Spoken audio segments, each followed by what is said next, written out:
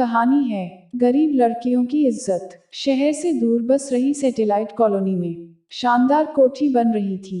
Mixer machine की तेज आवाज के बीच में मजदूर काम में लगे हुए थे। उनमें जवान, अधेड़ उम्र के आदमी और औरतें थीं। उनमें जवानी की दहलीज पर खड़ी एक लड़की भी थी। वह सिर पर ईंटें ढो रही थी। तराई भी हो रही थी, इसलिए उसके गीले बदन से जवानी झांक रही थी। बनते हुए मकान के सामने ठेकेदार खड़ा होकर उस जवान होती लड़की की तरफ देखते हुए चिल्लाकर कह रहा था, जल्दी जल्दी काम करो। ठेकेदार के पास ही मकान मालिक खड़ा था, जो बहुत बड़ा अफसर था। ठेकेदार को उम्मीद थी कि साहब उसे दूसरे कामों के ठेके भी दिलाएंगे, इसलिए उन्हें खुश करने का वह कोई मौका नहीं छोड़ता था। ठेकेदार ने मकान मालिक की तरफ देखा तो उसको जवान होती मजदूर लड़की की तरफ देखते हुए पाया। मकान मालिक ने सबको सुनाकर जोर से कहा, मकान की तराई अच्छी तरह से कराना, तभी मकान मजबूत होगा। ठेकेदार ने मुस्कुराते हुए कहा, आप बिल्कुल चिंता न करें साहब, इस काम में अच्छी लड़की को लगाऊंगा। ठेकेदार ने काम की देखभाल करने वाले सुपरवाइजर को इशारे से अपने पास बुलाकर उसके कान में कुछ कहा। सुपरवाइजर ने सहमति से सिर हिलाया। उसने जाकर ईंट ढोती लड़की को कहा, आज से मकान की तराई का काम तू करेगी। यह सुनकर वह मजदूर लड़की खुश हो गई, क्योंकि तराई का काम सबसे हल्का होता है। उसने तुरंत ईंटों का तसला नीचे रखकर पानी का पाइप उस मजदूर लड़के से लेकर दीवार के प्लास्टर पर पानी छिड़कना शुरू कर दिया।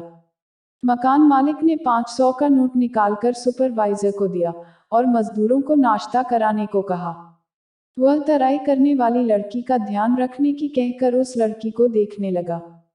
किसी भी मजदूर लड़की को फांसने का यह एक तरीका था कि उसे हल्का काम खासकर मकान में तराई का काम दे दिया जाता था। यह एक जाल होता था जिसमें जवान होती मजदूर लड़की के फंसने की उम्मीद ज्यादा होती थी। मिक्सर मशीन में सीमेंट, रेत, पानी और वाटरप्रूफ केमिकल की मिक्सिंग के साथ कितनी गरीब मजदूर लड़कियों की इज्जत भी मिक्स हो जाती थी, और यह आलीशान मकानों में रहने वालों को पता भी नहीं चलता होगा। दुनियादारी को कुछ समझने और कुछ ना समझने वाली लड़की खुशी खुशी तराई का काम कर रही थी। उसे मालूम नहीं था कि ठेकेदार और मकान मालिक उस पर इतने मेहरबान क्यों हो रहे हैं। उस मजदूर लड़की को रोजाना चाय नाश्ते की खास सुविधा और काम के बीच में बैठकर आराम करने की छूट मिली हुई थी, और काम भी वह था, पानी का पाइप पकड़कर दीवारों और फर्श पर दिन में 3 बार पानी से तराई करना। ठेकेदार और मकान मालिक को कोई जल्दी नहीं थी। वे जानते थे कि सब्र का फल मीठा होता है। एक हफ्ते बाद मकान मालिक ने 2 मंजिला बनते मकान के किसी सूने कमरे में तराई करती उस लड़की का हाथ पकड़कर कहा, तुम्हें बहुत मेहनत करनी पड़ती है। तुमको कोई परेशानी हो तो मुझे बताना, और धीरे से उसकी पीठ पर हाथ फेरने की कोशिश करने लगा। लड़की चौंकते हुए डर कर पीछे हट गई। उसने मकान मालिक की आंखों में ऐसा कुछ देखा जो उसे ठीक नहीं लगा। पानी में भीगा उसका बदन ठंड और डर से कांप रहा था। उसके मुंह से आवाज भी नहीं निकल पा रही थी। पानी का पाइप उसके हाथ से छूटकर कंक्रीट से बने फर्श पर बह रहा था। उसने कमरे से निकलने की कोशिश की, पर बिना दरवाजे के उस कमरे में निकलने के रास्ते पर मकान मालिक खड़ा था। मकान मालिक पुराना खिलाड़ी था। उसने लड़की से कहा, कुछ नहीं, तू अपना काम कर, और कहते हुए वह बाहर निकलकर ठेकेदार के पास आ गया। ठेकेदार ने आंखों ही आंखों में उससे पूछा, पर उसने असहमति से गर्दन हिलाकर मना कर दिया।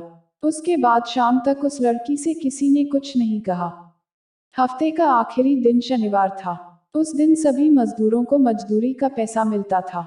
सुपरवाइजर ने सभी मजदूरों को उनकी हाजिरी के हिसाब से रजिस्टर पर दस्तखत कराकर या अंगूठा लगवाकर पैसा दे दिया। अगले दिन रविवार की छुट्टी थी। सोमवार को सभी मजदूर काम पर आ गए थे। वह लड़की भी डरी डरी सी काम पर आई थी। काम शुरू होते ही रोज की तरह उसने पानी का पाइप पकड़कर जैसे ही तराई शुरू की, सुपरवाइजर ने उसे मना करके ईंटें ढोने और दूसरे भारी कामों पर लगा दिया। अब उस लड़की को भारी काम देने और बात बात पर डांटने का सिलसिला शुरू हो गया। काम से निकालने की धमकी भी ठेकेदार द्वारा दी जाने लगी थी। जवान मजदूर लड़की परेशान होने लगी थी, क्योंकि इतने दिन उसने तराई करने का काम किया था। उसे ईंटें ढोने जैसा भारी काम करना अच्छा नहीं लग रहा था। खाने की छुट्टी के दौरान उसने अधेड़ उम्र की पुरानी मजदूर, जिसे सब मौसी कहते थे, उसे जाकर अपनी समस्या बताई और ठेकेदार से सिफारिश करने को कहा कि उसे फिर से तराई का काम मिल जाए। उस अधेड़ मजदूर की बात ठेकेदार मानता था। वह कई सालों से उसके साथ काम कर रही थी और काम करने में भी बहुत तेज थी। उसने लड़की से कहा, मैं ठेकेदार से बात करूंगी। माँ दिन भर काम करने के बाद घर जाकर वह लड़की थककर चूर हो गई थी। वैसे भी उसने भारी काम कई दिनों बाद किया था। बीच में उसे कमर सीधी करने का मौका भी नहीं मिला था। पर उसे भरोसा था कि मौसी अगर कहेंगी तो उसे तराई का काम फिर से मिल जाएगा। इसी तरह काम करते हुए 3 दिन हो गए। भारी काम करते करते वह लड़की लस्तपस्त हो गई थी। बीच में चाय नाश्ते और आराम की सुविधा भी खत्म हो गई थी। ठेकेदार और मकान मालिक में गजब का सब्र था और अपने आप पर यकीन था कि दूसरा तरीका कामयाबी दिलाएगा। शनिवार को मजदूरी बंटने का दिन आ गया था। सुपरवाइजर ने रजिस्टर पर अंगूठा लगवा कर रुपए उसके हाथ पर रखते हुए कहा, तुझसे ठीक से काम नहीं हो रहा है। ठेकेदार नाराज हो रहे हैं कि इस लड़की को हटाकर दूसरी लड़की को काम पर लगा दो। मैंने अभी तो उन्हें मना लिया है, पर आगे से काम ठीक से करना। काम ठीक से करने के बावजूद काम से हटाने की धमकी से उस लड़की को कुछ कुछ समझ में आने लगा था कि उसके साथ ऐसा क्यों हो रहा था। गरीबी और बेरोजगारी से भूखे रहने की नौबत आ सकती थी। इसलिए उसने मौसी से एक बार और उसके घर जाकर मिलने की सोची। रात को खाना खाकर वह सीधा पास की झुग्गी बस्ती में रहने वाली मौसी के घर गई और जाकर उनसे कहा कि ठेकेदार ने काम से निकालने की धमकी दी है। मौसी ने पूरी बात सुनकर उसे दुनियादारी की बातें समझाते हुए कहा, देख बेटी, हम गरीब मजदूर हैं। हमारे साथ तो ऐसा होता ही है। मेरे साथ भी हो चुका है। यह ठेकेदार नहीं होगा तो दूसरा होगा, यह साहब नहीं होगा तो दूसरा साहब होगा।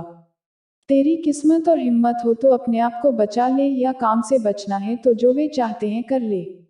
मौसी ने अपने ब्लाउज में से 500 का नोट निकालकर उसकी मुट्ठी में दबाते हुए कहा, ठेकेदार ने दिया है और कहा है कि तू चिंता मत कर, वे तेरा बहुत ख्याल रखेंगे। 500 का नोट जोर से पकड़कर वह लड़की चुपचाप अपने घर आ गई। उसे देर तक नींद नहीं आई। ठेकेदार द्वारा आराम का काम देने और मकान मालिक द्वारा रोज स्वादिष्ट नाश्ता कराने की याद करके उसके मुंह में पानी आ गया था।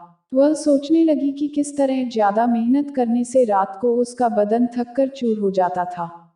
उसने अपने आप से कहा कि इतनी मेहनत का काम मैं कैसे और कब तक करूंगी।